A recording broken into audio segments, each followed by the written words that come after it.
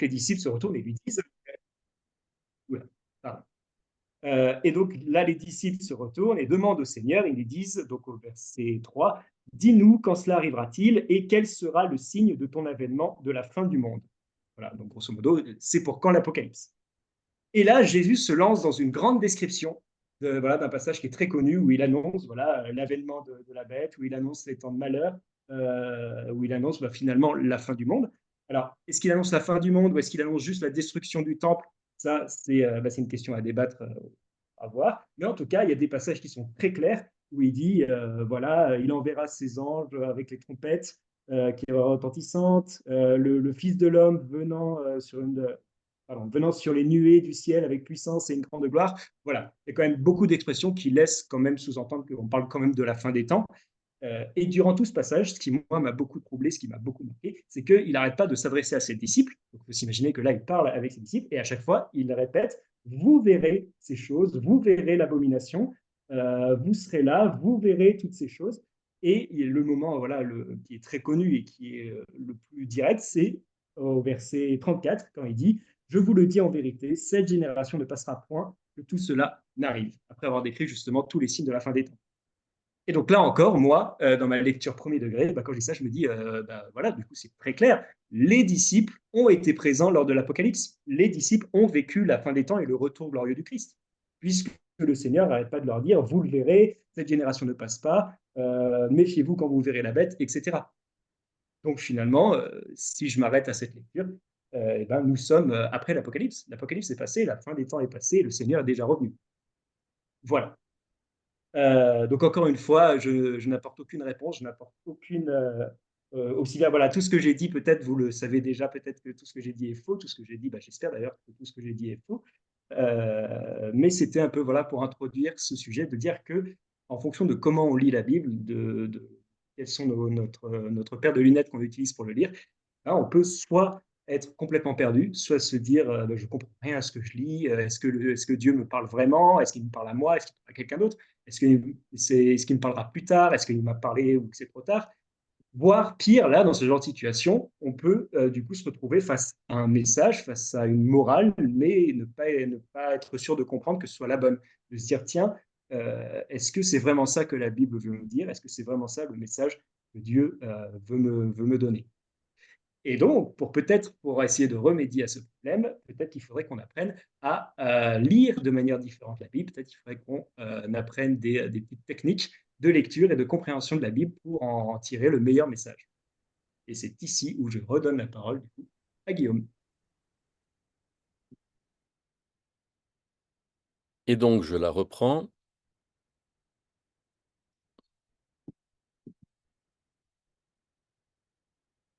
Je la reprends avec ce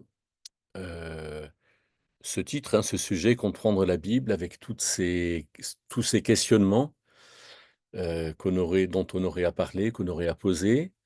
Et puis avec ce sous-titre, les critères d'Origène.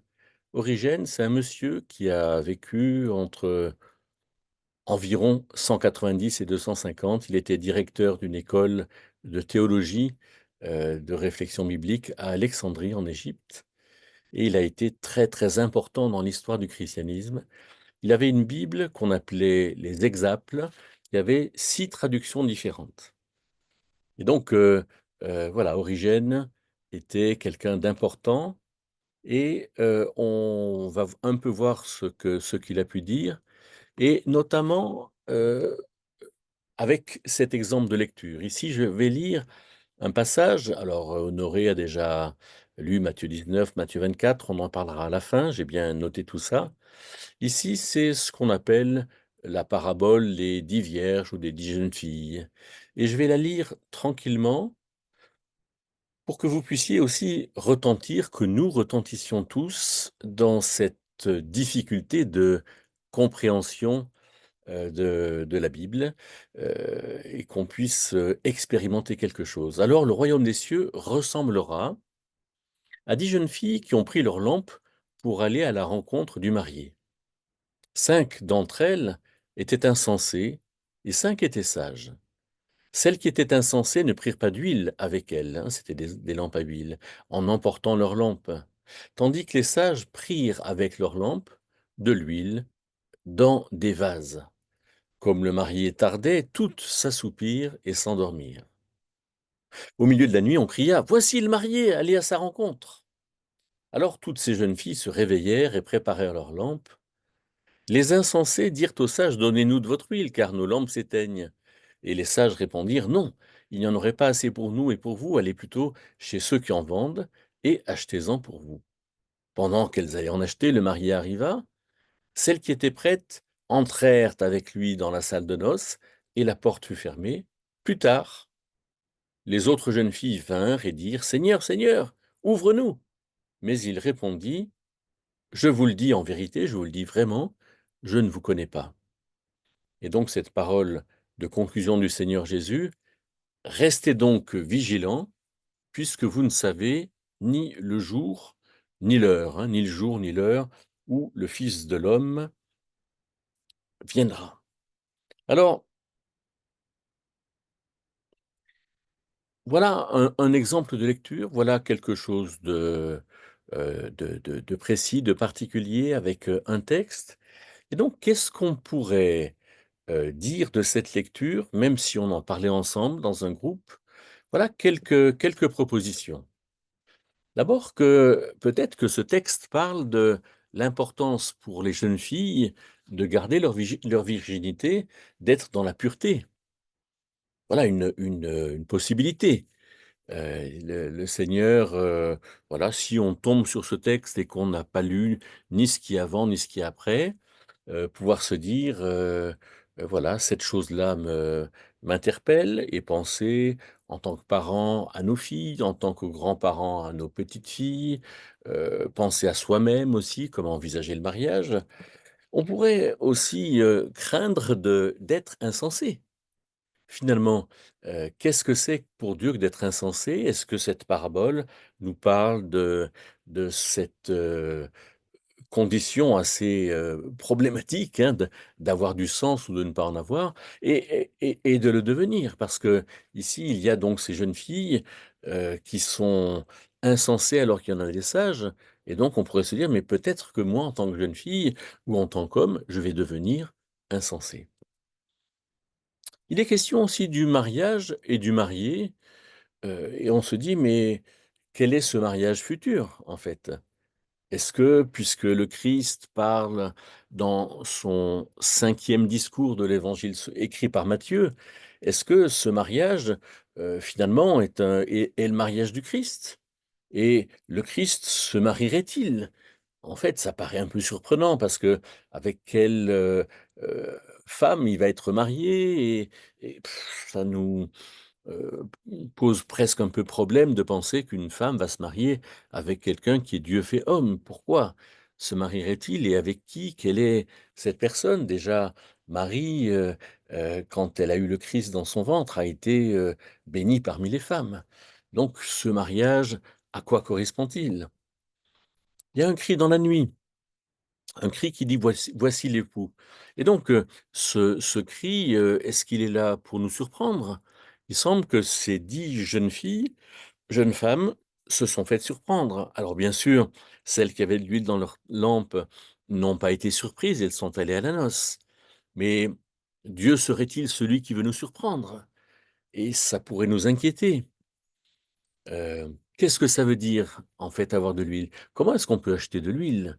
Alors c'est sûr qu'il y a d'autres choses dans la Bible, dans l'ensemble de la Bible, depuis d'ailleurs, dans l'Ancien Testament, l'huile qui consacrait le roi, le sacrificateur, le prophète, et cetera. L'huile qui accompagnait aussi les offrandes. Heu le Saint-Esprit est appelé aussi l'onction. Heu, dans 1 Jean 2, versets, 20 ou 27, il est dit que l'onction de Dieu demeure en nous. Mais voilà, si on en reste à ce texte, que comprendre de cette huile? Est-ce qu'on va se faire rejeter par le roi? Par le roi qui vient, par le roi qui vient pour ses noces? Est-ce que finalement, quelque part, le Christ, va dire, au à l'ensemble des hommes qu'ils ont quelque chose à faire qui relève de l'impossible? Parce que il faut en même temps, Alors si on s'endort, on peut être réveillé, mais il faut avoir de l'huile, est-ce qu'on en aura assez, et cetera. Ça semble un peu mission impossible et donc le Christ veut nous avertir, mais dans quel but? Comment faut-il être, absolument réveillé? Finalement, que faire? Et c'est pour ça que se poser la question de savoir comment les chrétiens ont fait, non pas de vivre leur vie chrétienne, mais de comprendre ce texte. Alors il faut peut-être se dire que, quand même, au temps où les chrétiens sont arrivés, il y avait un Dieu unique, l'Éternel, et il avait fait écrire l'Ancien Testament, que les Hébreux appellent le Tanakh, hein, l'ensemble des écrits de l'Ancien Testament. Et ces Juifs avaient déjà une manière de comprendre le texte biblique. Et ces Juifs, dans l'analyse juive, il y a cette expression, le pardes, qui est un acrostiche avec le P, le R, le D et le S, qui donne au niveau des consonnes un mot, et un mot qui ressemble beaucoup au mot Heu aux mots, non pas des Babyloniens, mais de ceux qui sont à côté, je trouve pas le mot, hein, de ces Assyriens, voilà. Pardes veut dire jardin et ça a donné paradis. C'est intéressant de voir, comment, finalement, l'analyse juive est une analyse ouverte et qu'est-ce que signifie ouverte? Parce qu'elle va entendre ce que disent les autres, le pardes, le paradis. Et donc, le pardes, le P, ça vient de pshat, hein, la consonne P vient de pshat et qui parle du sens littéral. Autrement dit, dans cette, analyse juive de ces juifs qui auraient pu, qui certainement ont lu, l'évangile de Matthieu, puisque Matthieu l'a écrit pour les juifs qui étaient dans cette terre de Canaan, d'Israël et qui était prise par les Romains. Alors c'est le sens littéral, historique. Hein, ça vient d'un mot qui signifie simple, clair, facile, évident, avec ce verbe pachot, hein, qui enlève finalement tout ce qui pourrait masquer le pshat. Autrement dit, il y a une volonté dans l'analyse juive de savoir ce qui est dit, à qui est-ce que c'est dit, à quoi est-ce que ça sert, quel est finalement l'objectif de la personne qui parle et qui parle à des gens qui sont appelés à écouter. Le R, c'est pour Remez et là, c'est plutôt ce qu'il y a derrière. Qu'est-ce que ça veut représenter? Qu'est-ce qu'il y a, comme allusion, comme symbole dans tout cela? Le drache, c'est très précis, très minutieux comme je le mets avec ces mots: interpréter, examiner, commenter, expliquer et les midrash sont des commentaires, justement des textes bibliques et le drache, c'est l'interprétation parfois pointilleuse qui va peut-être plus loin que le simple symbole du remez et le sod, alors, c'est quelque chose qui, finalement, n'est révélé qu'aux gens qui sont dans une véritable piété, hein. Ici, j'ai vu sur internet que c'est communiqué dans l'extase, avec un redoutable mystère, mais voilà, il y a, dans l'analyse juive en tout cas, ces 4 niveaux et ces 4 niveaux qu'on va essayer de lire, en fait, de commenter ces 4 niveaux avec cette lecture que nous avons faite. On pourrait dire que pour le pshat, qui est la lecture littérale, ben, à l'évidence, hein, Jésus, qui dans l'évangile écrit par Matthieu a fait 5 discours, le premier discours, Sermon sur la montagne, eh bien, il parle de ce qu'il propose comme roi. Le deuxième discours, en Matthieu 10, hein, le Sermon sur la montagne, c'est Matthieu 5, 6, 7. En Matthieu 10, il parle de l'envoi de ses disciples pour aller annoncer qu'il est roi. Dans Matthieu 13, il parle des lois morales, hein, de quand il sera roi ou quand il serait roi, accepté par Israël. En Matthieu 18, il parle des principes de fonctionnement de son royaume. Mais en Matthieu 24, 25, il dit qu'il va partir, hein, parce qu'il parle de son rejet. Et donc, quand il reviendra, à l'évidence, pour des Juifs qui ont probablement lu ce texte, eh bien, il s'agit du moment où, dans ses noces, Jésus sera roi sur Israël. Dans le sens plus, quelque part plus personnel, plus pratique. Oui, ben, le Christ se mariera. Il y aura un moment où tous ceux qui seront invités à la noce seront extraordinairement bénis, en fait. Mais dans le drache, la chose plus pointilleuse, certains seront punis. Et dans le sod, alors, eh bien, ces jeunes femmes qui ont acheté de l'huile, elles ont travaillé aujourd'hui, au moment où le Christ leur dit ces choses, pour la fin. Et pour la fin, elles ont eu leur bénédiction. Voilà comment est-ce que je pense que des juifs et même des juifs qui ont été convaincus par la foi chrétienne, mais ont peut-être eu cette culture, cette, manière de comprendre et cette, manière de s'approprier ce texte biblique. Qu'est-ce qu'on peut retenir de ces juifs? Eh bien, ils savent que quelque chose va arriver et qu'ils vont, heu, en être bénéficiaires, mais pas tous, hein, voilà une première compréhension. Quand on va, aller dans le sens de ce que Origène a fait. Origène, c'était, on va dire avec Thomas d'Aquin qui a vécu sous Saint Louis, hein, le roi Saint-Louis au XIIIe siècle en France. Origène a vécu donc en Égypte. Heu Thomas d'Aquin était le plus grand enseignant, on va dire, de l'histoire, chrétienne. Il a écrit un livre qui fait 4 750 pages A4 en PDF, hein, qui s'appelle La Somme théologique et d'ailleurs il est mort d'épuisement à 49 ans, Thomas d'Aquin. Mais Origène a fait un travail considérable, mais il n'a pas été retenu comme docteur de l'Église parce que, conformément à, ce qui se faisait à son époque, hein, donc vers 250 après Jésus-Christ, il voulait, aller au sacrifice, c'est-à-dire être martyr, être, heu, piétiné et abîmé par les cornes des taureaux. Il voulait mourir comme un martyr et parce qu'il était troublé, en fait, dans son école de théologie par des femmes, il s'est émasculé et l'Église n'a pas voulu le reconnaître comme docteur de l'Église, mais quand même ce qu'il a dit a marqué 2000 ans d'histoire de l'Église et on va retrouver chez Origène cette même chose que les Juifs ont trouvé, c'est-à-dire la distinction entre 4 sens, le sens littéral, de quoi ça nous parle, le sens moral, alors là, comment est-ce qu'on peut le mettre en pratique? Le sens spirituel, c'est-à-dire le sens plus fin, hein, j'ai mis l'ombre des biens à venir et le sens de l'histoire, c'est-à-dire vers quoi est-ce que ça va nous amener? Et c'est le sens des temps de la fin et donc, Origène dit au-delà du sens littéral, hein, dans ce qu'on aurait lu sur, quelque part le mariage, qu'est-ce qu'il faut, percevoir, mais en comprendre pour nous, en comprendre, quelque chose dans le projet de Dieu. Heu voilà un 3 sens qui sont très importants dans la question du temps de la fin, de l'eschatologie. Qu'est-ce qu'il faut en comprendre? Eh bien, Origène dit: «Il faut quelque part, avec le sens littéral, s'inscrire 3 fois dans sa propre âme, les des pensées des Saintes Écritures. Autrement dit, il y a un travail qui est à faire et ce travail, on est en train de le faire ce soir.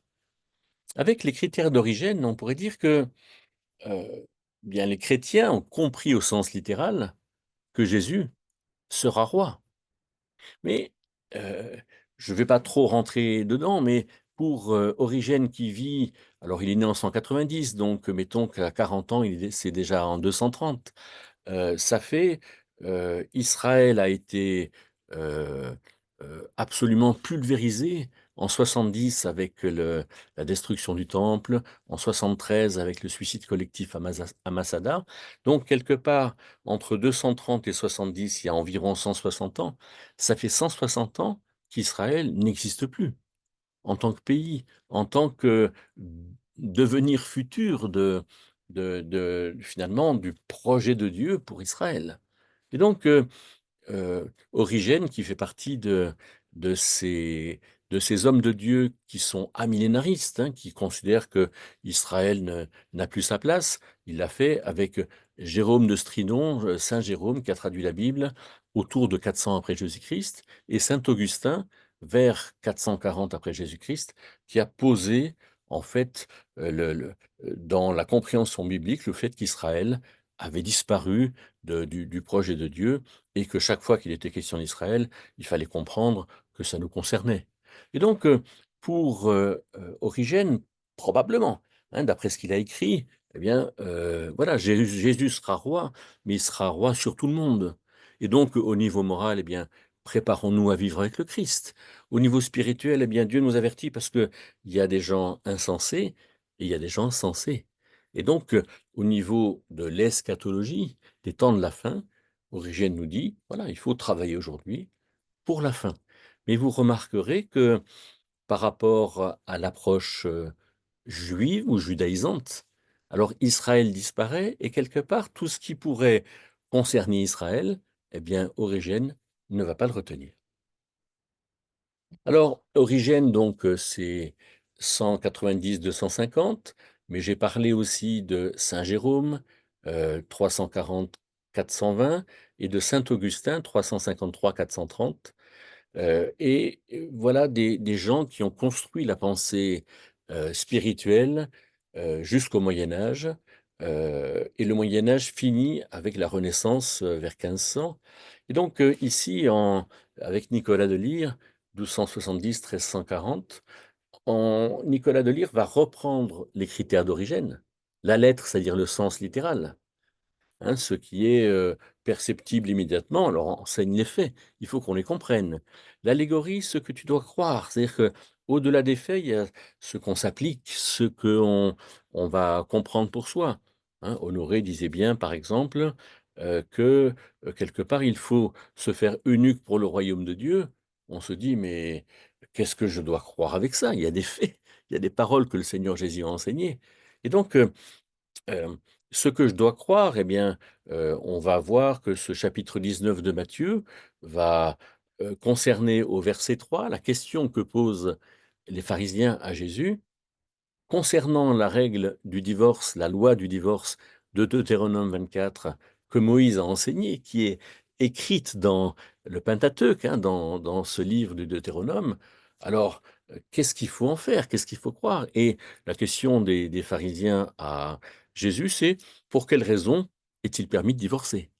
en fait. Et ils ne comprennent pas que dans la loi de Moïse, le divorce est quelque chose qui est fait pour, garder, la liberté interpersonnelle, de savoir qui est avec qui et qui n'est plus avec qui, mais le divorce n'est jamais l'autorisation donnée par Dieu de divorcer et donc quelque part, l'allégorie de ce passage nous fait comprendre, en fait, la pensée de Dieu, mais aussi la pensée des pharisiens qui viennent dire ça à Jésus et quelque part, dans la parole de Jésus qui va conclure, le versets 9 et 10 de ce chapitre 19, on comprend bien que Jésus n'appelle pas du tout à s'émasculer, hein, mais il appelle à comprendre que on est appelé à aimer, son épouse et à faire que la vie, du couple fonctionne bien et donc voilà, ces 4 sens, la lettre va rappeler que c'est la loi de Moïse, l'allégorie va nous faire comprendre en fait quelle était l'intention des pharisiens, la morale avec les réponses du Seigneur Jésus, eh bien, ce que Dieu a uni que l'homme ne le sépare pas. Hein, et quiconque répudiera sa femme, si ce n'est pour cause de fornication, c'est-à-dire que si le couple n'a pas explosé, alors vit ton couple. Et l'anagogie, c'est-à-dire ana, c'est à nouveau, et gogie, c'est ce qui advient. Eh bien, l'anagogie parle de ce qui se passera à la fin, ce que tu dois viser, par exemple, ce que Dieu nous appelle à viser dans notre vie de couple. Et on retrouve donc ces 4 critères d'origine qui nous permettent de comprendre assez bien, d'avoir quelques outils pour savoir à peu près ce que ce texte va nous dire. Mais donc avec, ce Nicolas de Lyre, eh bien, on pourrait penser que oui, Jésus annonce qu'il sera roi, aurait pu penser Nicolas de Lyre. Mais roi sur quoi? Israël, n'a pas été considéré, par aucun texte, par aucune personne. Israël n'existe plus. On est donc en vers 1300, ça fait, donc environ 1200-1250 ans que Israël n'est plus du tout considéré et donc quelque part, la messianité de Jésus ou sa royauté, elle parle pas beaucoup et c'est dire si dans la compréhension générale de finalement de ce que dit la Bible, cette messianité de Jésus elle est assez confuse. Et par exemple, on va dire, bon, Jésus, c'est son nom et c'est son prénom et Christ, c'est son nom, puisque on ne sait plus tellement que Christ veut dire Messie. Hein, et quand on va parler de Jésus, on va parler de Christ, alors qu'il faudrait parler du Christ, c'est-à-dire du Messie, de celui qui va être roi et qui va régner sur Israël et sur les nations, comme le Nouveau Testament nous en parlera dans son entièreté. Et donc, au sens moral, Nicolas de Lyre, eh bien, il ne fait pas de doute que Jésus parle aux chrétiens. Et donc, si Jésus parle aux chrétiens, alors si le texte dit bien que, heu les jeunes femmes s'endorment et que tout à coup il y a un cri, on va dire que au niveau spirituel, Dieu est un maître dur. Et à la fin, plusieurs d'entre ces jeunes femmes ne pourront pas rentrer à la noce. Conclusion, plusieurs d'entre nous seront perdus. Et là, il y a quelque chose de compliqué parce que Nicolas de Lyre probablement est trop influencé par tout ce qui s'est passé, par, la disparition complète du peuple d'Israël et quelque part ne comprend plus ce que peut dire ce texte. Il est obligé de dire: «Dieu est un maître dur», alors que Dieu n'est pas un maître dur. Justement, Dieu est amour, même si Dieu est juste. Regardons, si on a vu Nicolas de Lyre en France, on voit Dante Alighieri en Italie ou à la même époque. Et donc, à la même époque, hein, dans Il Convivio, on voit, qu'il y a aussi le sens littéral, le sens allégorique, le sens moral, le sens anagogique que nous avons déjà vu. Et on peut se dire, ben, effectivement, heu, en Italie, qui sont peut-être plus pragmatiques, plus, plus simples, oui, Jésus annonce qu'il réglera les comptes.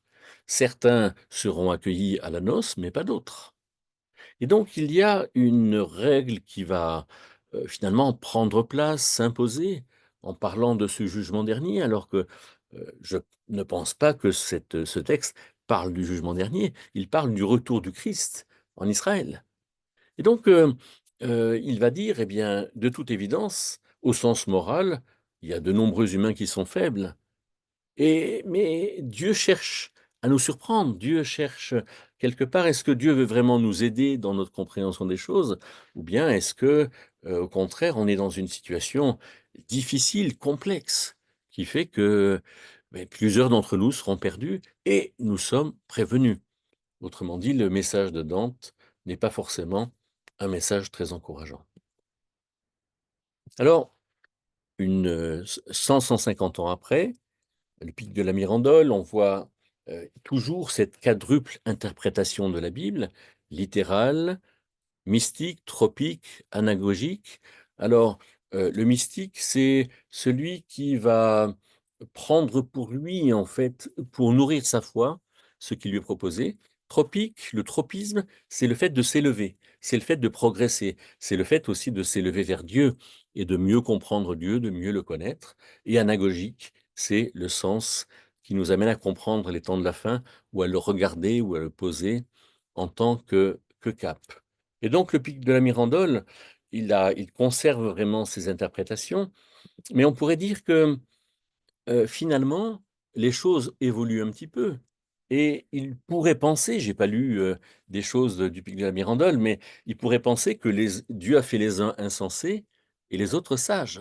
C'est un peu, une, centaine d'années plus tard, ce que Calvin écrira dans son Institution chrétienne où avec cette idée, développée en 70 pages, hein, l'Institution chrétienne, je crois qu'il y a 3 tomes, hein, il y a peut-être 500 pages, heu, je le cherche dans ma bibliothèque et la question de la double prédestination à être sauvé et perdu est choquante pour nous, hein, où Calvin va dire: «Eh bien, Dieu a fait les uns pour être perdus, les autres pour être sauvés». On peut dire qu'avec un passage comme celui-ci, il y a quelque chose qui, aujourd'hui, nous, qui voulons lire l'Évangile, mais dans l'ensemble de la Bible, qui nous choque, hein, que nous n'acceptons pas. Non, Dieu n'a pas fait les uns insensés et les autres sages, puisque à tous, Dieu ordonne, par exemple, Acte 17, verset 30, que tous se repentent. Et donc, Ici, il y a peut-être, chez le Pic de la Mirandole, ce côté mystique en disant: «Bien, voilà, je ne sais pas si j'ai été fait insensé par Dieu aux sages, mais je souhaite vivre cette pureté des jeunes filles». Mais quelque part, vivre cette pureté des jeunes filles, c'est vivre le royaume des cieux et donc penser que le royaume des cieux est constitué de ceux qui vivent dans la pureté. Alors que s'il lit bien le texte, et on le verra à la fin, il est écrit que le royaume des cieux sera semblable. Il sera semblable, c'est au futur. C'est au moment où le Christ viendra sur la terre, alors le royaume des cieux sera semblable. Donc quelque part, le royaume des cieux, ce roi dans lequel ce pays dans lequel un roi régnera, ce roi, c'est le Christ. Le Christ régnera en Israël et quand le Christ régnera en Israël, alors il y aura des gens qui ne voudront pas le reconnaître, les insensés, ceux qui n'ont pas d'huile.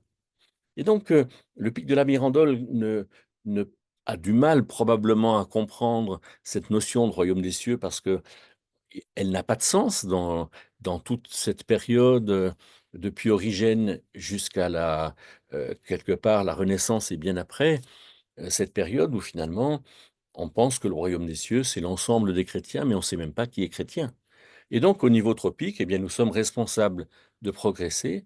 Et puisque nous sommes responsables, eh bien, pour les temps de la fin, faisons des choix. Choisissons d'être sauvés. Mais je ne suis pas sûr que pour le pic de la Mirandole, ça soit quelque chose de certain.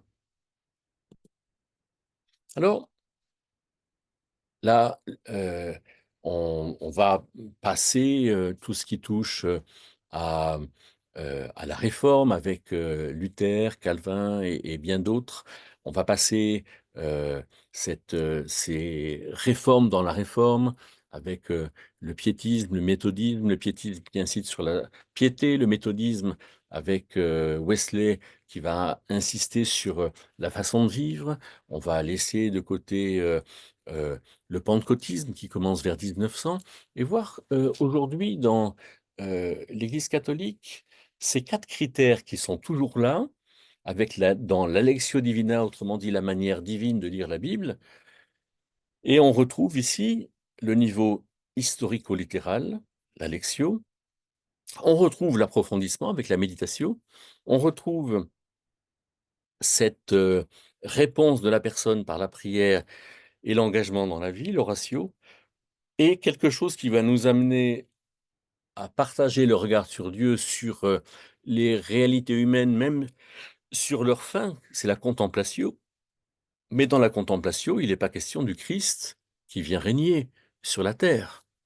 Et par exemple, saint Augustin, donc 353-430, cet homme qui a énormément écrit et qui a fixé la doctrine de ce qui est maintenant l'Église catholique, eh bien saint Augustin, quand il, lisait 2 Timothée 4, verset 1, qui dit: «Je t'adjure au nom du Christ qui va juger les vivants et les morts, par son apparition et par son règne».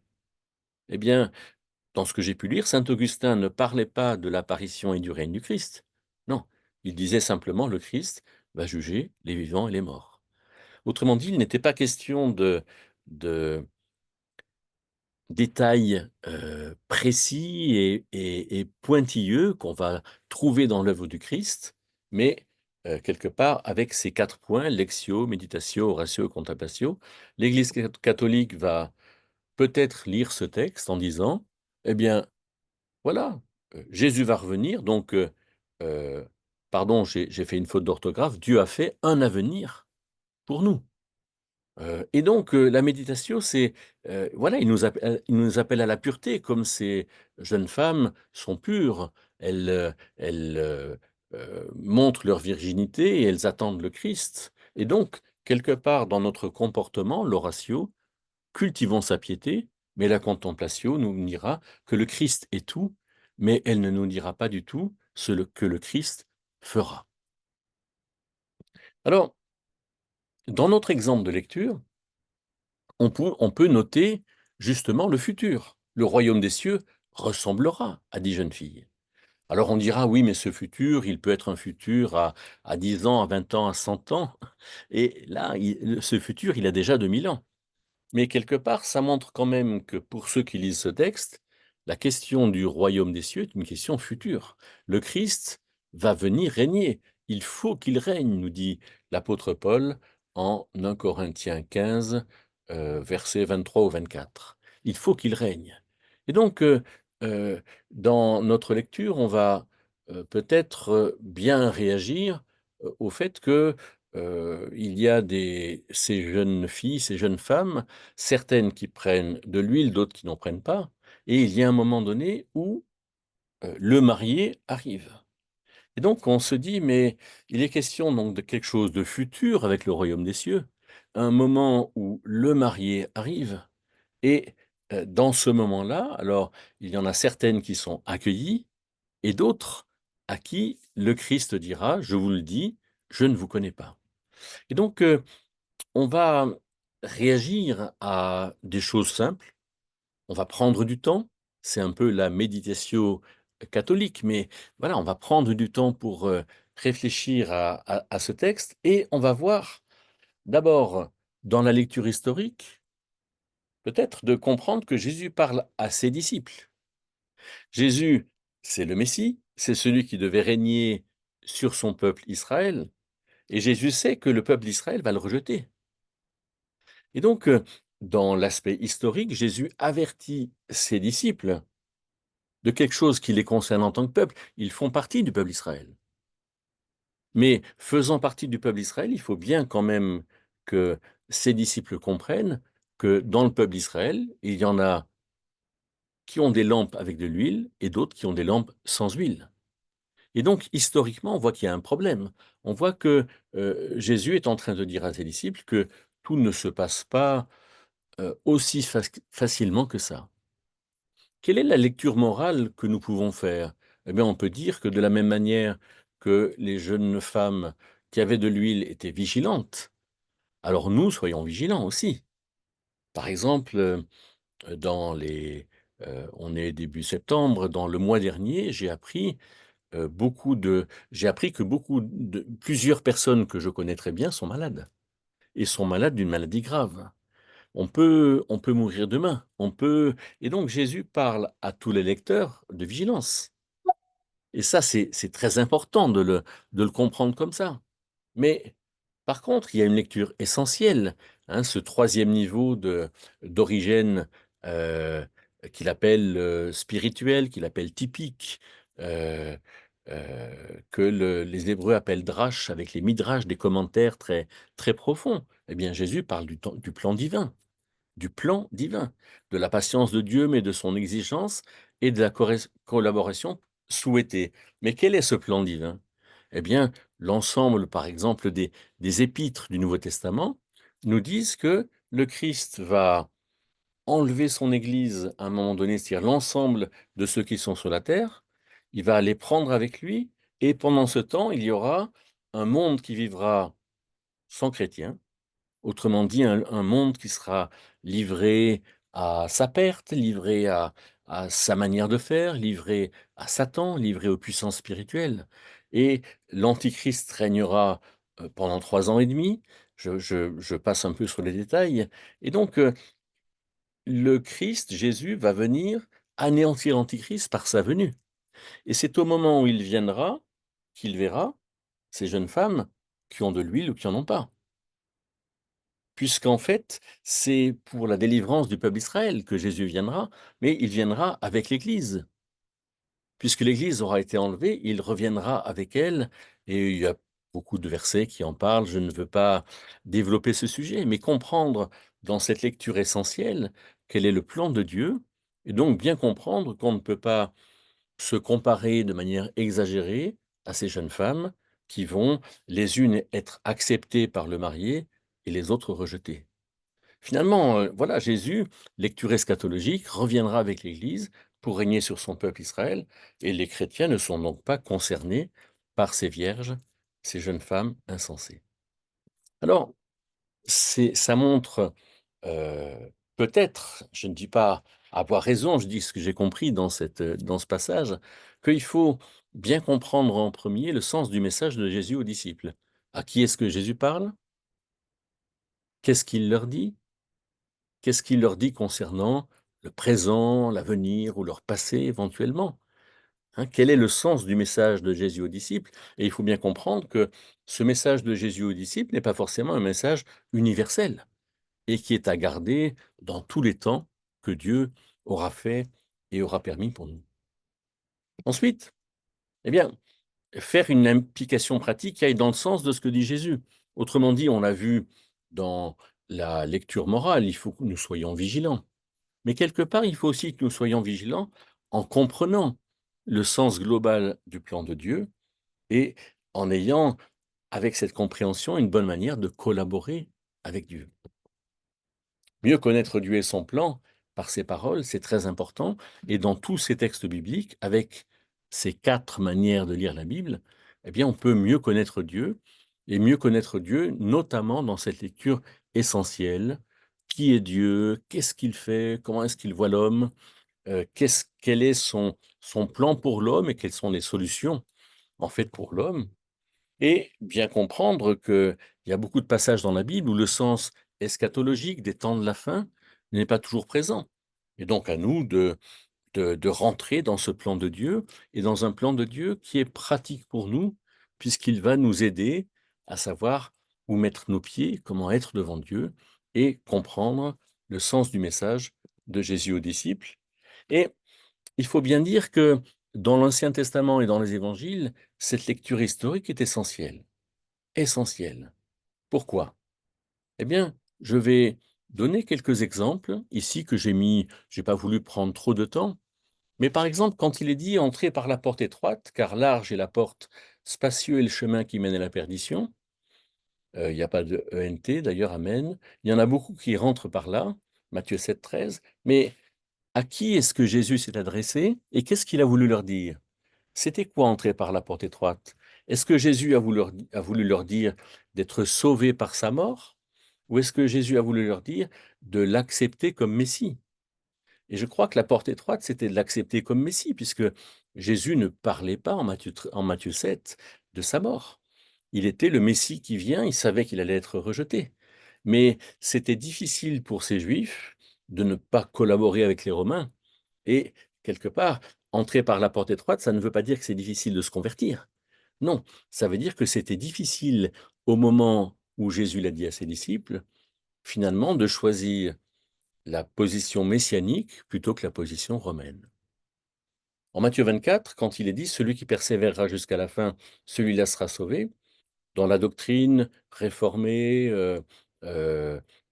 et dans toutes ces, manières, différentes d'être développées, heu on entend ici que la perte du salut est possible, hein, et moi qui ai, fait un cycle en faculté de théologie calviniste, c'est-à-dire réformé, même évangélique, alors on parle de la perte du salut.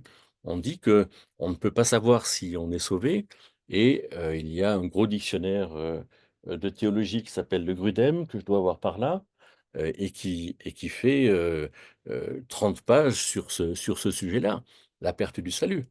Alors que Jésus dit: «Mes brebis», hein, en Jean 10, «ne périront jamais».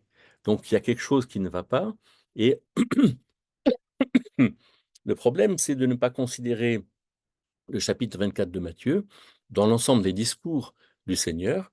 Au chapitre 24, dans son 5e discours, le Seigneur va annoncer que les choses se passeront mal, parce que viendra l'impie, viendra celui dont Daniel a parlé dans son chapitre 9, le prophète Daniel, et il y aura une tribulation telle qu'il n'y en aura jamais eu de telle et qu'il n'y en aura jamais.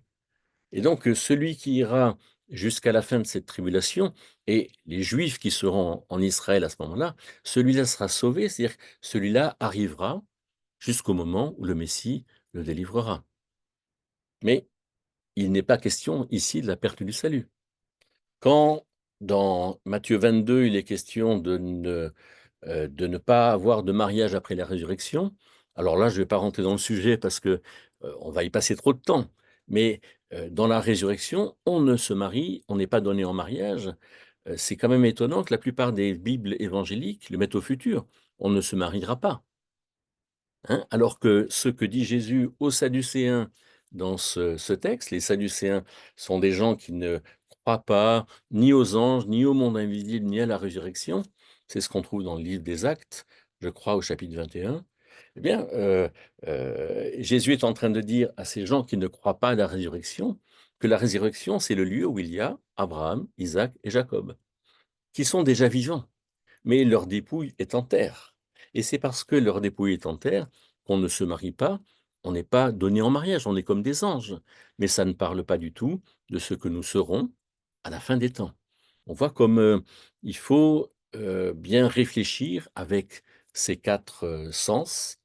Qu'est-ce que la Bible nous dit sur la fin des temps, hein, qu'on aura des corps glorifiés, etc. Voilà, autre texte, pourquoi leur parles-tu en parabole? Hein, c'est parce qu'à vous, il vous est donné de connaître les mystères du royaume de Dieu. On pourrait dire, mais peut-être qu'aujourd'hui, Dieu veut nous cacher des choses.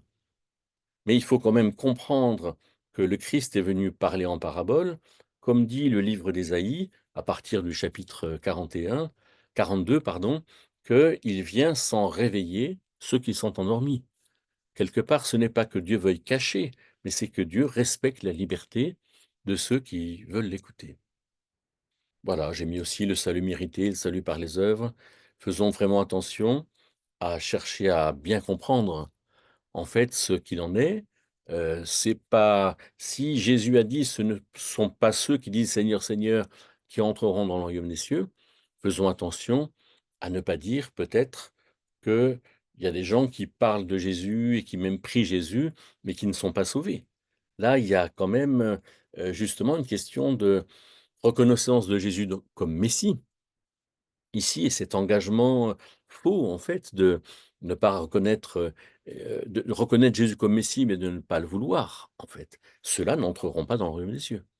Par contre, dans le salut, il est question simplement de s'ouvrir au Seigneur et de comprendre qu'il nous condamne et qu'il nous sauve. Un verset qui n'est pas dans l'Évangile, mais dans le livre des Actes, hein, fortifiant les âmes des disciples, les exhortant à persévérer dans la foi, les avertissant que c'est par beaucoup d'afflictions qu'il nous faut entrer dans le royaume de Dieu. Suivant comment nous considérons le royaume de Dieu, on peut dire, comme les catholiques, que finalement, il faut vivre des afflictions pour être sauvé.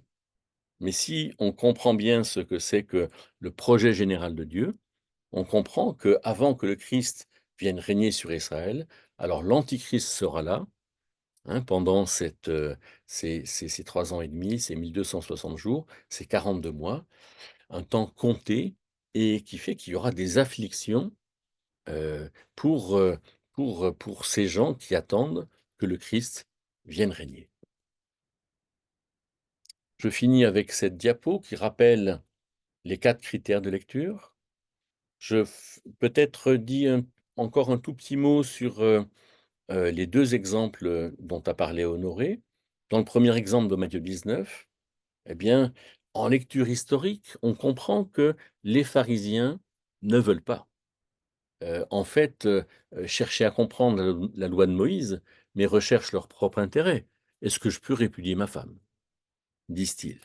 Et donc, si on ne commence pas par ça, alors on peut, eh bien, dire, Dieu nous coince parce que ce que Dieu a uni, que l'homme ne le sépare pas. Ou bien Dieu, met des conditions. Heu Quiconque répudie sa femme, si ce n'est pour cause de fornication, et en épouse une autre commet adultère. Donc, en fait, s'il y a fornication, je peux divorcer.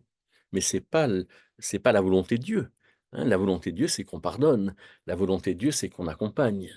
Et donc, il faut aller vers cette lecture essentielle, fondamentale, de la compréhension des choses et de cette, intégration de ces choses-là dans le plan de Dieu, avec notamment la lecture des temps de la fin.